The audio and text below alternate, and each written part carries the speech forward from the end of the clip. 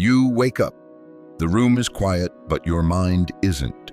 Before your feet even touch the floor, you're already carrying the weight of yesterday, the arguments, the regrets, the questions you haven't answered. You reach for your phone like it's oxygen, scroll through strangers' lives, compare, judge, ache. And yet, somewhere deep inside, a small voice whispers, there has to be another way. Not a way to escape the world, but to face it differently. Calmer, stronger, with a kind of quiet power that doesn't need to control everything because it has finally learned to control itself. That's what Stoicism offers. Not a religion, not a slogan, just a way back to yourself. There's a kind of freedom that can't be bought, only remembered. It's the quiet strength that lives in a man who doesn't flinch when life turns bitter, who meets misfortune with a steady gaze, and who, even when torn inside, walks among the crowd with a calm face. He knows that anger is a leash, and anyone who provokes it holds the chain. So he keeps his spirit undisturbed, not because he doesn't feel, but because he's trained himself to see clearly. When the world stirs, he doesn't react blindly. He studies it, understands it, and meets it with reason. Every sunrise is a reminder, not just that he's alive, but that he gets to think, to feel, to love. In that awareness, he finds power. The world may bruise him, but he knows the deeper pain is imagining wounds that haven't happened yet. The ocean crashes violently over and over, yet the cliff does not move. That is what he aspires to be. Immovable, not cold, but grounded. He listens more than he speaks. 2 ears, 1 mouth, nature's subtle hint. Time, he realizes, is the only currency he'll never earn back. So he treats it like treasure, each day a full life. He doesn't need to escape his city or his job. What he truly needs is to transform the man within. It's only by giving up what we once clung to that we understand how little we truly needed. So he sheds, and with every layer stripped away, he sees clearer. A man without a destination is a ship lost at sea.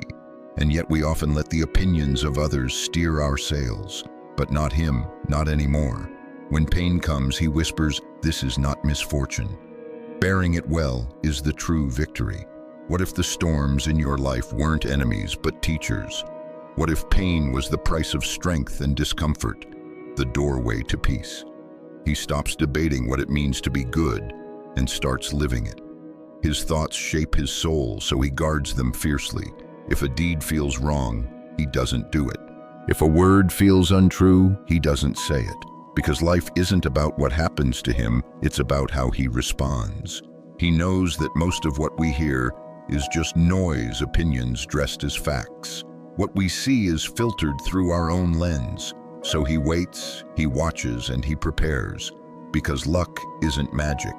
It's simply the moment when preparation meets opportunity. Poverty, he's learned, is not having too little, but craving too much. Wisdom.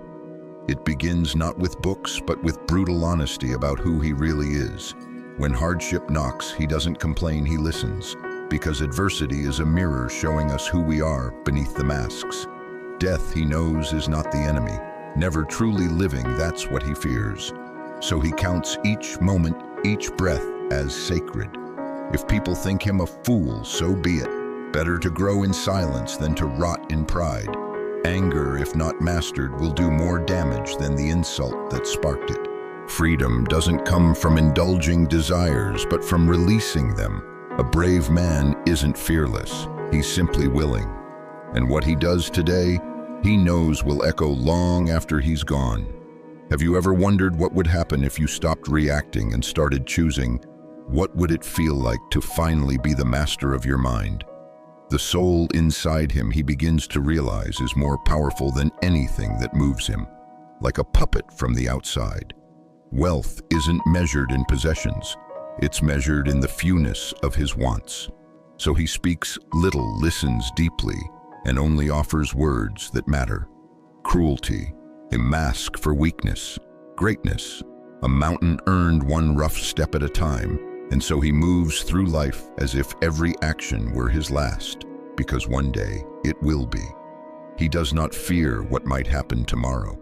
He knows that anything possible in life is possible now. He stops explaining himself.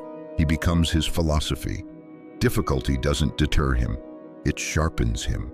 True freedom lies not in chasing pleasures, but in releasing the grip of wanting. The circumstances of life don't build a man, they reveal him. So he chooses his companions wisely, those who elevate him, who demand his best. Humanity, he knows, is not a race, but a bond. We were made for each other, to teach, to endure, to grow. And nothing, not even tragedy, can truly ruin a man unless it rots his character. His happiness no longer depends on the world, but on the state of his thoughts. Pause for a moment. What are you truly feeding your soul? Or your distractions? Because what you nurture will shape who you become. He lives with the past behind him, the future uncertain, and his eyes on the present. He does not envy ease, for he knows it makes weak minds. Life is not something to be stretched endlessly, but something to be lived fully. If he throws open his soul to the light, he will not fear the coming dusk. And revenge, the best kind, is to be nothing like the one who wronged him. Sometimes he reminds himself just surviving another day is an act of incredible courage. We say time is short, but the truth is we waste it. He sees that life unfolds as it must. Nothing is random if viewed closely. His world is shaped not by events, but by how he interprets them. Even death loses its terror when seen without fear. If people slander him, and they're right, he changes.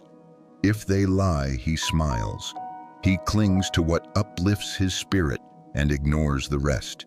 He learns to stay within the now. True freedom, he's found, isn't escape, it's mastery of self. A happy life doesn't demand riches or fame, it demands right thinking. And when he aligns with nature, he is never poor. Have you mistaken noise for direction? Look closer. The answers have been within you all along. He learns to be unmoved by things that do not matter. The blessings of life aren't distant, they're waiting quietly inside. A wise man doesn't envy another's path, he walks his own. Worry rarely comes from real problems, but from how we imagine them. The foolish blame others, the mediocre blame themselves, but the wise stop blaming at all. They focus not on control, but on presence. The life we're given is not short, but we make it so when we forget, when we delay, when we fear. So he no longer looks for stillness out there. He finds it within. He learns to forgive not from weakness, but from wisdom. If his enemy is weaker, he shows mercy. If stronger, he protects himself. He no longer sees obstacles as blockades. They're the very path forward. The hardship becomes the way. And healing begins not with wishing, but with willingness. Nothing great arrives in haste. Like a fruit, it must bloom, grow, and ripen.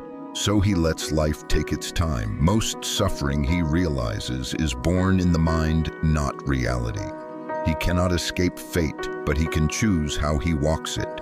So he lives now fully courageously, because beginnings often hide inside endings.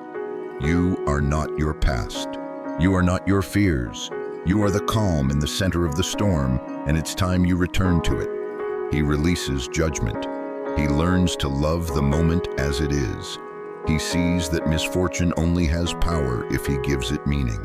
If the critique holds truth, he evolves. If not, he lets it fall like dust. He binds himself to the higher, regardless of what the crowd does. His compass is internal now. No man is free who is ruled by impulse. True happiness. It asks for very little, just clarity, just the truth, just peace. When he aligns with nature, he stops being poor. When he follows others, he loses himself. So he trains himself to care only for what matters. The highest gifts of life, peace, reason, purpose, have been waiting within all along. He makes peace with what he has and no longer yearns for what he doesn't. He stops inventing anxieties and starts facing what is. The wise man doesn't dwell in regret. He accepts, adapts, acts. When life grows turbulent, he doesn't flail, he steadies. Because in the end, this life isn't about how long we live. It's about how deeply, how clearly, how well.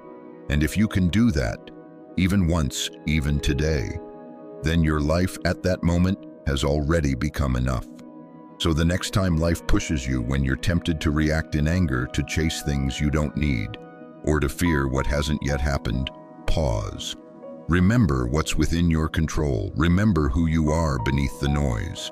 You're not here to be ruled by emotion or circumstance. You're here to rise, to think clearly, to act with virtue. Don't just read these words, live them. Wake up tomorrow and choose to own your mind before the world owns your attention. Choose stillness over chaos, presence over panic, strength over noise. Let today be the day you stop waiting to become the man you're meant to be, because no one else can walk this path for you. And the world desperately needs more men who've made peace with themselves and lead from within.